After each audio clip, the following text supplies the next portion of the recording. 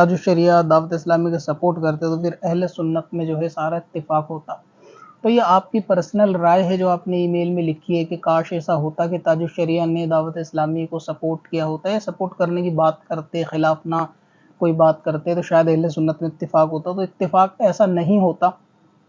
اس کے باوجود بھی بعض مسائل تو ایسے آپس میں ابھی بھی ہیں علماء کے تنظیم کے جس کے اندر اتفاق نہیں ہے۔ لوگ اپنی اپنی تحقیق پر، اپنے اپنے جو ہے نا جواب پر، یا جو ان کو مسئلے کا حل لگتا ہے اس پر وہ قائم ہے، اور اس قائم رہنے میں کوئی حرج بھی نہیں ہے۔ دعوت اسلامی ہو یا تاج الشریعہ رحمۃ اللہ تعالیٰ علیہ یا دوسری دینی تنظیم جو اہل سنت کی ہے، مین جو فنڈامنٹل بیسک ہے وہ سب کے عقیدے ہیں، اور سب کے عقائد جو ہیں وہ وہی ہیں جو اہل سنت کے عقائد ہیں، اور مسائل میں اختلاف ہو سکتا ہے، اس میں کوئی خرابی والی بات نہیں۔ اب رہا یہ کہ آپ نے کہا کاش ایسا ہوتا کہ تاج الشریعہ نے خلاف نہ بولا ہوتا، سپورٹ کرنے کی بات کرتے تو شاید بہتر ہوتا۔ ہو سکتا ہے کہ بہتر ہوتا، یہ تو اللہ تعالیٰ ہی بہتر جانتا ہے کہ بہتر ہوتا یا نہیں ہوتا، اس کی حکمتیں ہیں کہ جو وہ کرتا ہے وہ اچھے ہی کے لیے کرتا ہے۔ اور جیسا لگتا ہے اسی طرح آپ کی طرح اور لوگوں کو بھی لگتا ہے کہ شاید ایسا ہوتا، مگر مجھے پرسنلی یہ لگتا ہے کہ شاید تاج الشریعہ کا سپورٹ نہ کرنا یہ بھی ٹھیک تھا، اس میں کوئی مجھے خرابی نہیں لگتی۔ اگر کوئی شخص اپنی تحقیق پر قائم ہے اور وہ اپنی تحقیق پر کی درست مانتا ہے اور وہ اسی پر قرآن حدیث کی روشنی میں رہنا چاہتا ہے تو کوئی خرابی نہیں۔ رہا یہ بات کہ اگر تاج الشریعہ نے بالفرض آپ امیجینیشن کریں کہ سپورٹ کی ہوتی، اوپنلی سپورٹ سے مراد یہ کہ ہر مسائل میں یہ کہ ان کی کوئی خلاف ورزی بات نہیں کی ہوتی دعوت اسلامی کی، کیونکہ یہ عقیدوں کی سپورٹ والی بات نہیں ہے، عقائد کے اندر کوئی دقت نہیں ہے۔ بعض لوگ جو عقیدوں میں نکتہ چینی کرتے ہیں وہ یہ کہ بچکانہ اعتراض یا بچکانہ باتوں ہی کے لیے کرتے ہیں، یا دوسرے لوگوں کو خوش کرنے کے لیے، اپنے ویور کو یا اپنے مریدوں کو خوش کرنے کے لیے کرتے ہیں، ورنہ یہ کہ عقیدے کے اندر دعوت اسلامی کی کوئی خرابی نہیں ہے۔ جو عقیدہ مسلمان اور اہل سنت ہونے کے لیے لازمی ہے وہ عقیدہ دعوت اسلامی کا ہے۔ تو تاج الشریعہ نے اگر بالفرض مان لیجئے، مجھے ایسا لگتا ہے کہ سپورٹ کی ہوتی، تو پھر آج یہ لوگ کچھ یہ کہتے جو دعوت اسلامی سے جڑتے کہ تاج الشریعہ نے ہمیں جڑنے کو کہا یا حمایت کی ہے تب جا کے دعوت اسلامی کو بلندی ملی ہے، اگر تاج الشریعہ نہ کہتے تو دعوت اسلامی کو یہ عروج یا یہ بلندی نہیں ملی ہوتی۔ یعنی کچھ لوگوں کی سوچ ایسی بن سکتی تھی،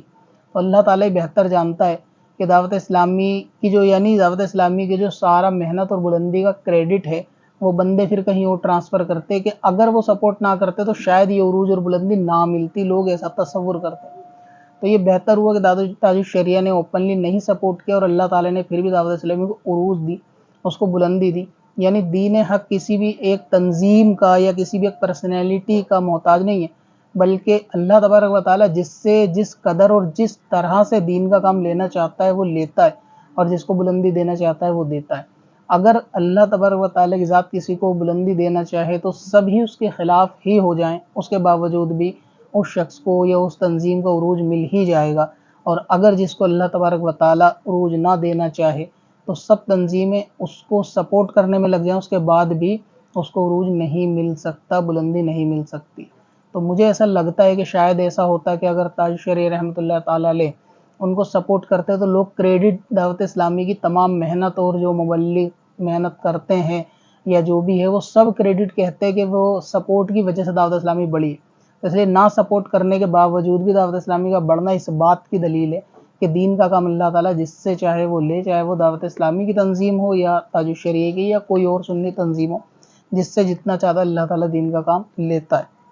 تو نہ کرنے میں بھی حکمت تھی، وہ بھی ٹھیک ہے کہ اب دعوت اسلامی کا کام جو ہے نا، آپ دیکھ لیں پوری دنیا میں نوجوانوں کی جو اصلاح ہے اور جو معاملات ہیں، ایسا کام اس لیول پر اس وقت میں کسی اور دوسری سنی تنظیم کے کھاتے میں نہیں ہے جو دعوت اسلامی کے کھاتے میں ہے،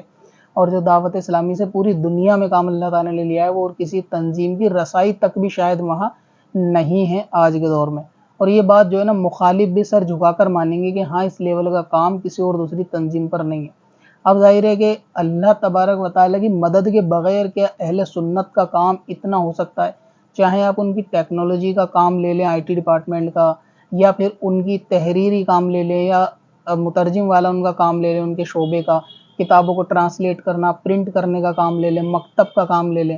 مدارس کا کام لے لیں، علماء بنانے کا کام لے لیں، تو دعوت اسلامی کے سپورٹ میں آلریڈی لاکھوں علماء ہیں دنیا بھر کے، اور کیونکہ تنظیم سنی ہے تو اللہ تعالیٰ جس کو چاہے دین کا کام جس سے لے سکتا ہے۔ اس میں کوئی ایسا نہیں ہے کہ فلاں شخص کرے گا،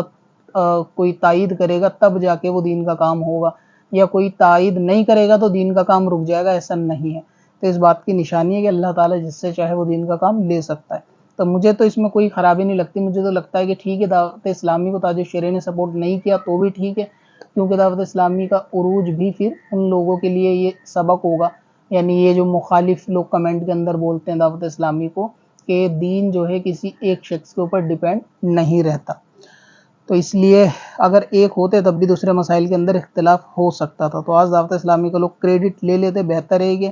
نہیں سپورٹ کیا، وہ اپنے نظریے، اپنے تحقیق اور اپنے مسائل پر قائم تھے تو بھی کوئی حرج نہیں۔ دعوت اسلامی اپنی تحقیق اور جو ان کا کام چل رہا ہے وہ اس پہ اب بھی قائم ہے، اور بغیر سپورٹ کے، اللہ تعالیٰ کی مدد کے وہ قائم ہے۔ باقی لاکھوں علماء کی سپورٹ تو ہے ہی، تو اس میں بھی کوئی خرابی نہیں ہے۔